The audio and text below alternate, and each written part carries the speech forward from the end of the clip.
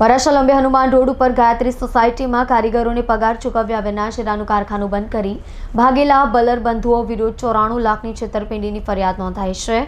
ઉઘરાણી કરનાર વેપારીને ફસાવી દેવા માટે ઝેરી દવા પીધા બાદ તેનું નામની નોટ લખવાની પણ ધમકી આપવામાં આવતા બલર બંધુઓ સામે ગુનો દાખલ કરવામાં આવ્યો છે।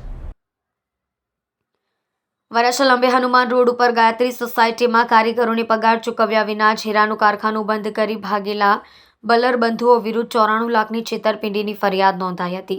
ઉઘરાણી કરનાર વેપારીને ફસાવી દેવા માટે ઝેરી દવા પીધા બાદ તેનું નામની નોટ લખવાની પણ ધમકી આપવામાં આવતા બલર બંધુઓ સામે ગુનો દાખલ થયો છે। કતારગામ રોયલ પાર્ક બંગલોઝમાં રહેતા અને નંદુ દોશી નિવાડીમાં કાચા હીરાના વેચાણની ઓફિસ ધરાવતા ભીમજી વેલજી ઇટાલિયાને તેના દલાલ જનક કેવડિયા મારફતે યોગી ચોક પ્રમુખ છાયા સોસાયટીમાં રહેતા અને લંબે હનુમાન રોડ સ્થિત ગાયત્રી સોસાયટીમાં હીરાનું કારખાનું ધરાવતા વિપુલ અર્જણ બલર સાથે પરિચય થયો હતો। તેની સાથે તેનો ભાઈ અલ્પેશ બલર પણ હતો।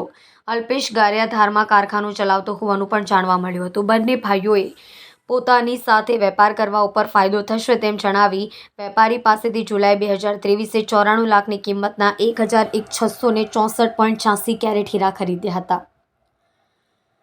90 દિવસની મુદત પૂરી થતાં નાણાંની ઉઘરાણી કરવા વેપારી જ્યારે ગાયત્રી સોસાયટી સ્થિત કારખાને પહોંચ્યા ત્યારે ત્યાં તાળું જોવા મળ્યું હતું।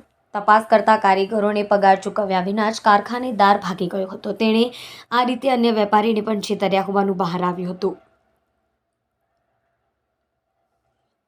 નાણાંની માંગણી કરનારને નાણાં ચૂકવવાને બદલે તેને ધમકી આપી ડરાવવાની નીતિ પણ બલર બંધુઓ અપનાવતા હોવાનું કહેવાય છે।